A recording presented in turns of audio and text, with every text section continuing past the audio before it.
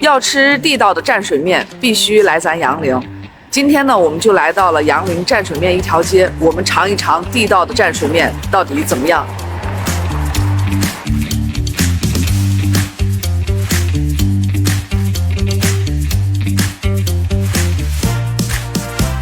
10多年前来这儿吃的时候，就1、2家，没想到人家现在已经发展成蘸水面一条街了。来看一下蘸水面人家的汁子啊，你还可以在里面再去加这个蒜泥，还有这个是油泼辣子，这个都是比较具有地方特色的。点2个凉菜啊，一个是人家的农家醋粉，我没想到这么大一份，18块钱，好大一盘子。然后这个呢是人家的肉拼，我想吃点肉吧。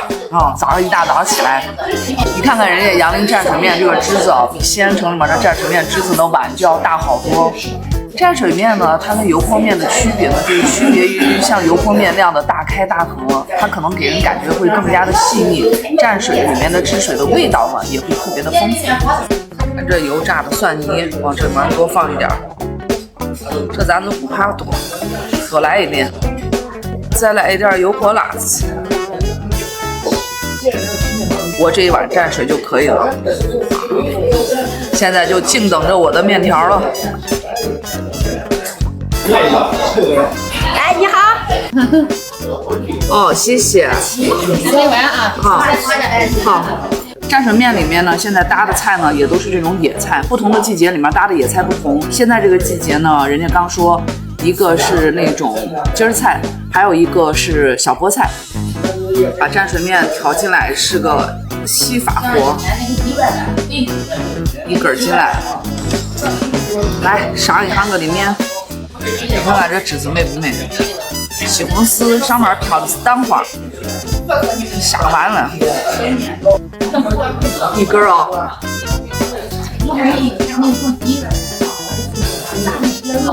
不行，一根太大了，没办法一次吃完。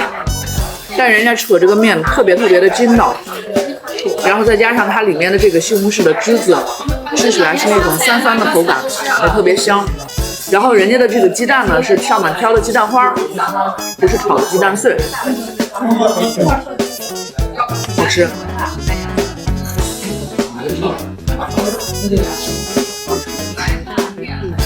美得很，蘸个野菜。把野菜蘸进来，再尝一尝。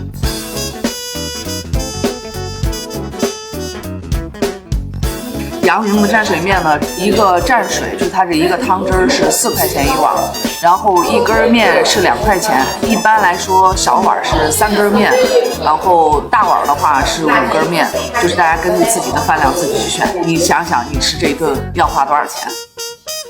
我们这一共是8根面，8根面的话也就是28、16块钱，太实惠了。尝一下这醋粉哦，